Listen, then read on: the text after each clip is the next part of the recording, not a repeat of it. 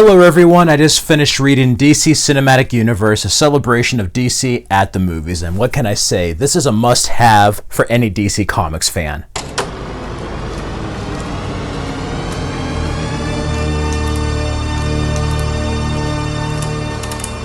Recently found DC Cinematic Universe, a celebration of DC at the movies on sale from DK Publishing. This is a wonderful guide for pretty much the beginning of DC on film to the recent era that has just ended. You know, pre-James Gunn Superman, pre-DCEU.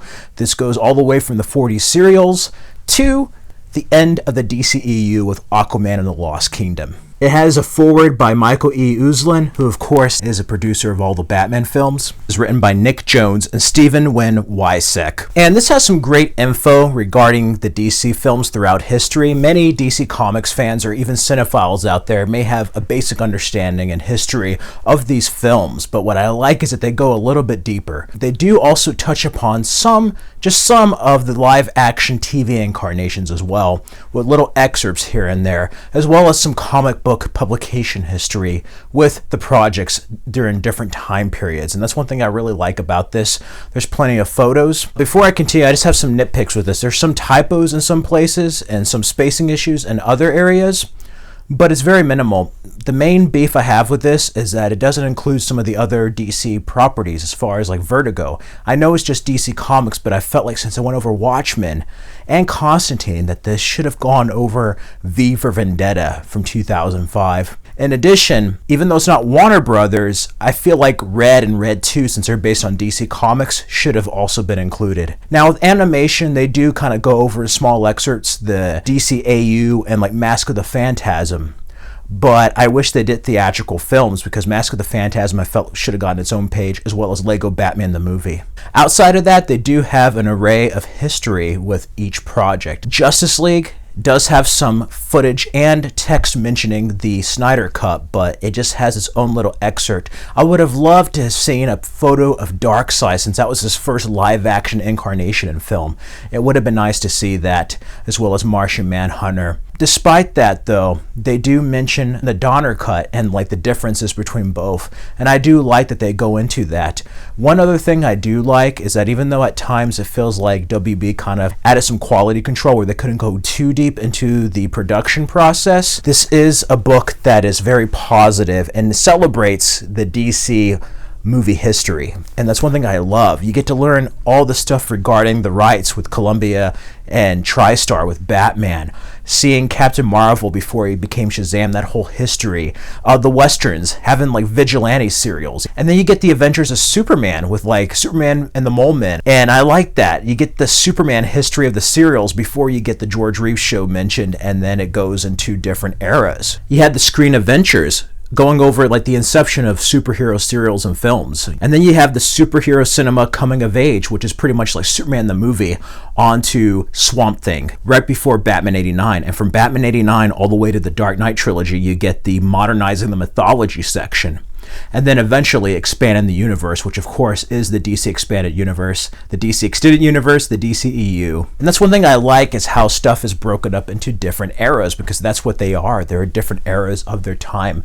And it was just interesting not only seeing how DC Comics on film changed over the decades, but film in general, how it changed over the decades and how it grew and how it evolved. And this is a very interesting book in that fact, where I feel like you don't even have to be a fan of DC Comics to find something interesting with this guide. I love the cover here with Christian Bale's Batman. You get Jason Momoa's Aquaman, Margot Robbie's Harley Quinn from Birds of Prey, Heath Ledger's Joker, Viola Davis's Amanda Waller, Michelle Pfeiffer's Catwoman, Gal Gadot's Wonder Woman, and Christopher Reeve's iconic Superman. But I do love how they pay homage to not only the films of the era, but the other live-action incarnations on TV on the smaller screen too, because those helped not only the characters evolve, but they helped keep them alive during a time when they weren't on film, so they kind of go into each other. I would love to see a companion piece to this one with TV, and maybe one with the MCU, Marvel History TV and film. But I like the excerpts here, going over box office the year they came out in, kind of like stories behind the scenes that kind of go over pre-production, production, and then post-production with the reception of some of them. Some movies, of course, near the end of the DCEU did not do as well as the earlier ones, but it was fascinating to see the reception and this everything they had to go through at the time. You know, say what you will, some people may like some of these films more than others, but every filmmaker put their own unique stamp. And the way I look at it, film is kind of like comics, where there's a custodian of creators in a certain given time that basically provide their perspective and imagination to this world, to these characters. And you have different incarnations. That's how they survive so long in the comics. And they're going to continue to evolve, continue to grow, continue to pay homage. And that's one thing that's shown here. And it's going to be interesting to see what happens in the new DCU. Personally, I'm checked out, but for people who love everything that has come before, this is a nice encapsulation of it. Easy to read. All the pages are in color, and it's a very long read. I spent a couple of days reading this. This is about, like, I think, 256 pages, just about, give or take, with the index. As you can see, there's plenty of excerpts and photos and movie facts and quotes.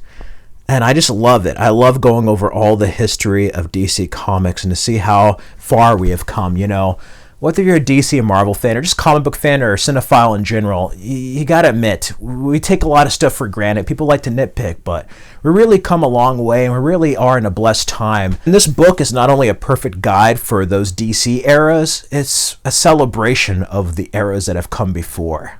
And it kind of ends with a hopeful finish of what's to come, you know. And I love this. Any DC comic fan or cinephile should absolutely give this a read. I enjoyed reading it. I didn't see too many people talk about it on YouTube really in depth. So I just wanted to show what this guide was like for anybody. You know, the DK Publishing did like a Batman guide.